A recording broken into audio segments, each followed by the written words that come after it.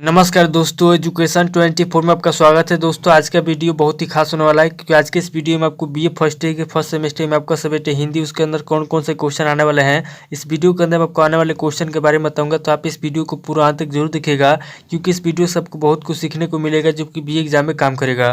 तो यही देर न करते हुए वीडियो को शुरू करते हैं और बीए फर्स्ट ईयर के फर्स्ट सेमेस्टर में आपका सब्जेक्ट है हिंदी, उसके अंदर जो भी क्वेश्चन आने वाले हैं उन आने वाले क्वेश्चन के बारे में जानते हैं। दोस्तों आगे बढ़ने से पहले मैं आपको एक बात बता दूं कि इस वीडियो के अंदर मैं आपको अति लघु प्रश्न, लघु प्रश्न, दीर्घ प्रश्न तीनों तरह के प्रश्नों के बारे में बताऊंगा। तो आप इस वीडियो को स्किप किए बिना पूरा देखिएगा ताकि आपको तीनों तरह के प्रश्नों के बारे में पता चल सके। तो आइए दोस्तों देर न करते हुए वीडियो को शुरू करते हैं और सबसे पहले अति लघु प्रश्नों के बारे में जानते हैं। तो यहाँ पर दोस्तों अति लघु प्रश्न में पहले प्रश्न की बात की जाए तो यहाँ पर दोस्तों आपका पहला प्रश्न दिया हुआ है, धूमिल की रचनाओं का नामोल्लेख कीजिए। पहला क्वेश्चन कह रहा है कि जो धूमिल की रचनाएं हैं, पहले क्वेश्चन के अंदर आपको धूमिल की रचनाओं का नामोल्लेख करना है, यानी कि धूमिल की जो भी रचनाएं हैं। यहाँ पर दोस्तों पहले क्वेश्चन के अंदर आपको धूमिल की सभी रचनाओं का नाम लिखना है। अब दोस्तों अगले क्वेश्चन की बात कीजिए तो यहाँ पर दोस्तों आपका दूसरा क्वेश्चन दिया हुआ है, नागा अर्जुन की विचारधारा क्या है। दूसरा क्वेश्चन कह रहा है जो नागा अर्जुन है, नागा अर्जुन की विचारधारा क्या है। दूसरे क्वेश्चन के अंदर आपको नागा अर्जुन की विचारधारा बताना है, यानी कि नागा अर्जुन की जो भी विचारधारा है उनके विचारधारा के बारे में आपको दूसरे क्वेश्चन के अंदर बताना है। अब दोस्तों अगले क्वेश्चन की बात कीजिए तो यहाँ पर दोस्तों आपका तीसरा क्वेश्चन दिया हुआ है, मुक्ति बोध किस प्रकार के कवि हैं। तीसरा क्वेश्चन कह रहा है जो मुक्ति बोध है, मुक्ति बोध किस प्रकार के कवि हैं। यहाँ पर दोस्तों तीसरे क्वेश्चन के अंदर आपको बताना है कि मुक्ति बोध किस प्रकार के कवि हैं। अब दोस्तों अगले क्वेश्चन की बात किए तो यहाँ पर दोस्तों आपका चौथा क्वेश्चन दिया हुआ है, अज्ञेय को किसका जनक माना जाता है। चौथा क्वेश्चन कह रहा है कि जो अज्ञेय है, अज्ञेय को किसका जनक माना जाता है। चौथे क्वेश्चन के अंदर आपको बताना है कि अज्ञेय को किसका जनक माना जाता है। अब दोस्तों अगले क्वेश्चन की बात किए तो यहाँ पर दोस्तों आपका पांचवा क्वेश्चन दिया हुआ है, आधुनिक युग की मीरा किसे कहा जाता है। पांचवा क्वेश्चन कह रहा है कि आधुनिक युग की मीरा किसे कहा जाता है। पांचवें क्वेश्चन के अंदर आपको बताना है कि आधुनिक युग की मीरा किसे कहा जाता है। अब दोस्तों अगले क्वेश्चन की बात कीजिए तो यहाँ पर दोस्तों आपका छठा क्वेश्चन दिया हुआ है, पंत को सुकुमार कल्पनाओं का कवि कहा जाता है, कारण बताइए। छठा क्वेश्चन कह रहा है जो पंत है, पंत को सुकुमार कल्पनाओं का कवि क्यों कहा जाता है। यहाँ पर दोस्तों आपको कारण बताना है कि पंत को सुकुमार कल्पनाओं का कवि क्यों कहा जाता है। अब दोस्तों अगले क्वेश्चन की बात कीजिए तो यहाँ पर दोस्तों आपका सातवां क्वेश्चन दिया हुआ है, भारतेंदु जी का जन्म किस सन में हुआ था। यहाँ पर सातवां क्वेश्चन कह रहा है जो भारतेंदु जी हैं, भारतेंदु जी का जन्म किस सन में हुआ था। यहाँ पर दोस्तों आपको भारतेंदु जी के जन्म के सन के बारे में बताना है। अब दोस्तों अगले क्वेश्चन की बात कीजिए तो यहाँ पर दोस्तों आपका आठवां क्वेश्चन दिया हुआ है, घनानंद की रचनाओं के नाम लिखिए। आठवां क्वेश्चन कह रहा है जो घनानंद है, घनानंद की जो रचनाएं हैं, आठवें क्वेश्चन के अंदर आपको घनानंद की रचनाओं के नाम लिखना है। अब दोस्तों अगले क्वेश्चन की बात कीजिए तो यहाँ पर दोस्तों आपका नौवां क्वेश्चन दिया हुआ है, तुलसीदास का जन्म कहाँ हुआ था। नौवां क्वेश्चन कह रहा है जो तुलसीदास हैं, तुलसीदास का जन्म कहाँ हुआ था। नवे क्वेश्चन के अंदर आपको तुलसीदास के जन्म स्थान के बारे में बताना है।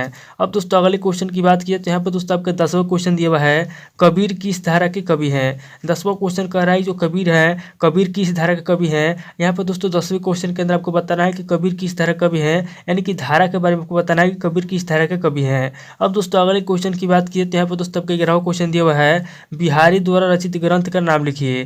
11वां क्वेश्चन कर रहा है कि जो बिहारी द्वारा रचित ग्रंथ है, बिहारी द्वारा रचित ग्रंथ का नाम आपको बताना है 11वें क्वेश्चन के अंदर। अब दोस्तों अगले क्वेश्चन की बात कीजिए तो यहाँ पर दोस्तों आपका लास्ट क्वेश्चन दिया हुआ है, यानी कि अति लघु प्रश्न का लास्ट क्वेश्चन दिया हुआ है, 12वां क्वेश्चन दिया हुआ है, सूरसागर में कितने पद हैं। 12वें क्वेश्चन के अंदर आपको बताना है कि जो सूरसागर है, सूरसागर में कितने पद हैं। ये दोस्तों टोटल आपके 12 क्वेश्चन होंगे जो कि आपके अति लघु प्रश्न पूछेंगे।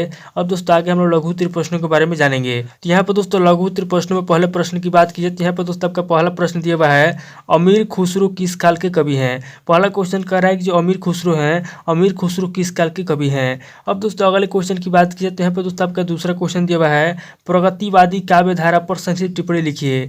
दूसरा क्वेश्चन कह रहा है जो प्रगतिवादी काव्य धारा है, दूसरे क्वेश्चन के अंदर आपको प्रगतिवादी काव्य धारा पर संक्षिप्त टिप्पणी लिखना है। अब दोस्तों अगले क्वेश्चन की बात कीजिए तो यहाँ पर दोस्तों आपका तीसरा क्वेश्चन दिया हुआ है, आदिकालीन सामान्य प्रवृत्तियों का उल्लेख कीजिए।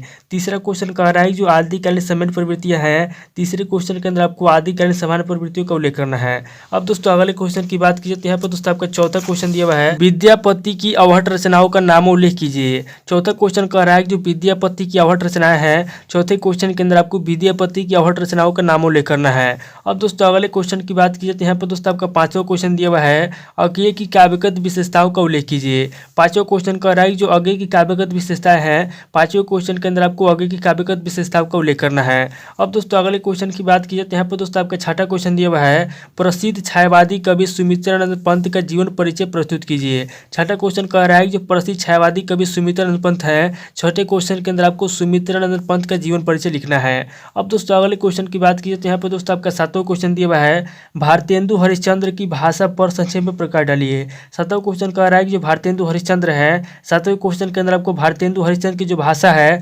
भारतेंदु हरिश्चंद्र की भाषा पर संक्षेप में प्रकाश डालना है। अब दोस्तों अगले क्वेश्चन की बात की तो यहाँ पर दोस्तों आपका 8वां क्वेश्चन दिया हुआ है, आचार्य केशव दास रीतिकाल के प्रवर्तक कवि हैं, व्याख्या कीजिए।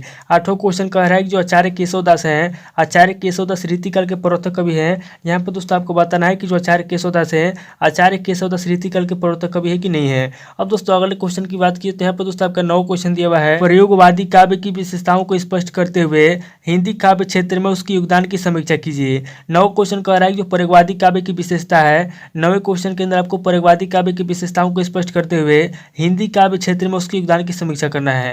यानी कि जो प्रयोगवादी काव्य की विशेषता है, यहाँ पर दोस्तों 9वें क्वेश्चन के अंदर आपको सबसे पहले प्रयोगवादी काव्य की विशेषता बताना है, उसके बाद प्रयोगवादी काव्य की विशेषता स्पष्ट करते हुए हिंदी काव्य क्षेत्र में उसके योगदान की समीक्षा करना है। अब दोस्तों अगले क्वेश्चन की बात की तो यहाँ पर दोस्तों आपका 10वां क्वेश्चन दिया हुआ है और लघु उत्तरीय प्रश्न का लास्ट क्वेश्चन दिया हुआ है, भक्तिकालीन साहित्यिक परिस्थितियों का उल्लेख कीजिए। 10वां क्वेश्चन कह रहा है कि जो भक्तिकालीन साहित्यिक परिस्थिति है, 10वें क्वेश्चन के अंदर आपको भक्तिकालीन साहित्यिक परिस्थिति का उल्लेख करना है। ये दोस्तों टोटल आपके 10 क्वेश्चन होंगे जो कि आपके लघु उत्तरीय प्रश्न पूछेंगे। अब दोस्तों आगे हम लोग दीर्घ उत्तरीय प्रश्नों के बारे में जानेंगे। तो यहाँ पर दोस्तों दीर्घ उत्तरीय प्रश्नों पहले प्रश्न की बात की जाए तो यहाँ पर दोस्तों आपका पहला प्रश्न दिया हुआ है, भक्ति काल हिंदी साहित्य का स्वर्ण काल कहा जाता है, सुधारण प्रकाश डालिए। पहला क्वेश्चन कह रहा है कि जो भक्ति काल है, भक्ति काल हिंदी साहित्य का स्वर्ण काल कहा जाता है, इसके ऊपर क्या करना है, इसके ऊपर आपको सुधारण प्रकाश डालना है, यानी कि उदाहरण सहित आपको प्रकाश डालना है। अब दोस्तों अगले क्वेश्चन की बात की तो यहाँ पर दोस्तों आपका दूसरा क्वेश्चन दिया हुआ है, छायावादी काव्य की प्रमुख विशेषताओं पर प्रकाश डालिए। दूसरा क्वेश्चन कह रहा है कि छायावादी काव्य की प्रमुख विशेषता है, दूसरे क्वेश्चन के अंदर आपको छायावादी काव्य की प्रमुख विशेषताओं पर प्रकाश डालना है। अब दोस्तों अगले क्वेश्चन की बात की तो यहाँ पर दोस्तों आपका तीसरा क्वेश्चन दिया हुआ है, तुलसी की भक्ति भावना पर प्रकाश डालिए। तीसरा क्वेश्चन कह रहा है जो तुलसीदास है, तुलसी की भक्ति भावना पर प्रकाश डालना है, यानी कि यहाँ पे आपको भक्ति भावना के बारे में बताना है तुलसीदास जी के।